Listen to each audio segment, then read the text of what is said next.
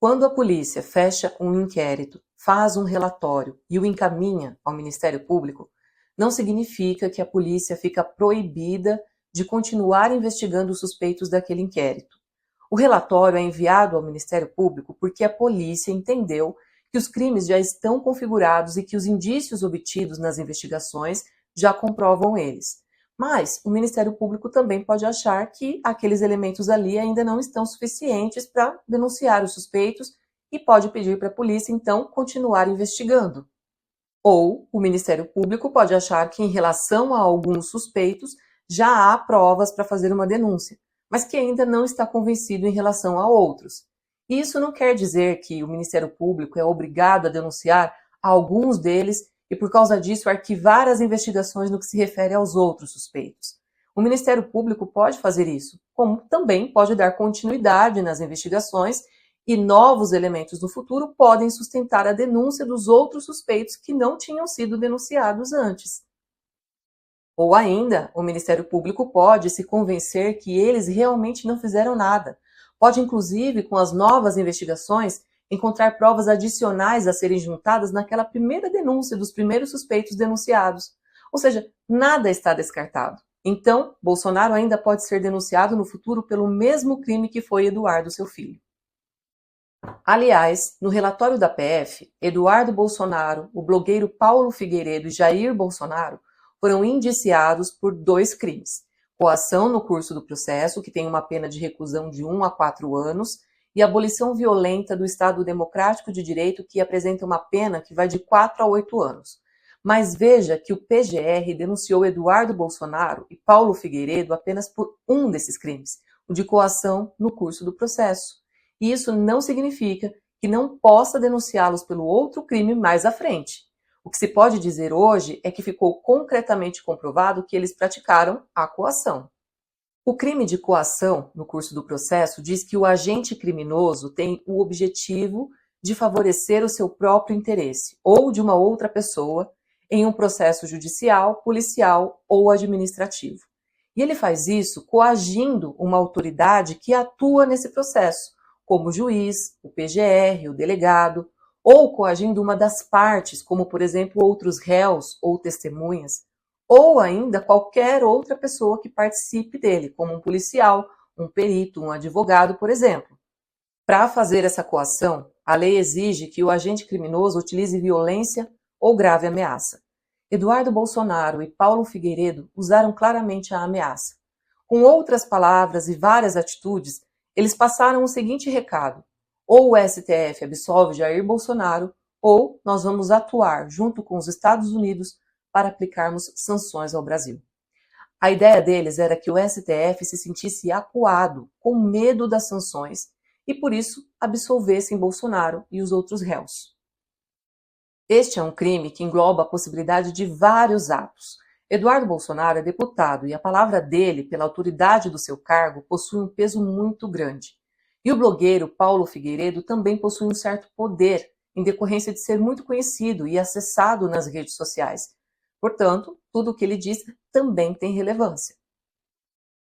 Por isso, várias postagens deles nas redes sociais já eram por si só uma ameaça às autoridades brasileiras, principalmente depois que Donald Trump divulgou a primeira carta que dizia que iria tarifar o Brasil e que uma das exigências para isso não acontecer seria a liberação de Bolsonaro da culpa por qualquer crime. Ficou comprovada a ligação entre os dois com uma rede de contatos com pessoas que trabalham diretamente no governo americano. Houve uma concatenação de comunicação estabelecida simultaneamente através deles, de Marco Rubio também, o secretário de Estado americano, da Embaixada Americana no Brasil, que foi seguindo o script dos brasileiros nos ataques e na imposição das medidas sancionadoras. Eles exerceram uma constante pressão contra o STF, mas também fizeram e fazem isso contra o Congresso e o governo federal, repetindo sempre que a anistia geral e restrita a Bolsonaro é a única forma de livrar o Brasil de novas sanções americanas.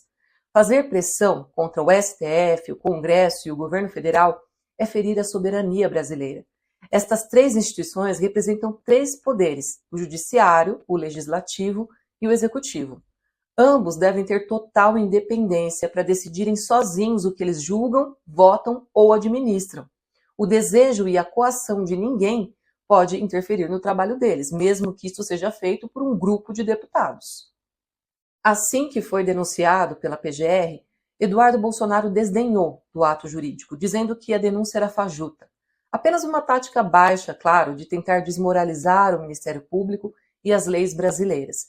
Uma autoridade de verdade, alguém com respeito e dignidade, não se refere assim a outras autoridades e aos atos formais e sérios do Estado. São estas atitudes de Eduardo que já deveriam fazer com que qualquer brasileiro o abandonasse no meio do caminho. Afinal, é incoerente que pessoas que dizem que querem ordem, legalidade e moralidade apoiem uma pessoa que comete crimes abertamente contra o país e com total desprezo e desacato às instituições. Eduardo Bolsonaro publicou um post no X em que ele diz que ele nunca quis interferir no STF, que ele somente está tentando forçar o Congresso a se livrar do STF para se prender a ele, fazer o que ele quer.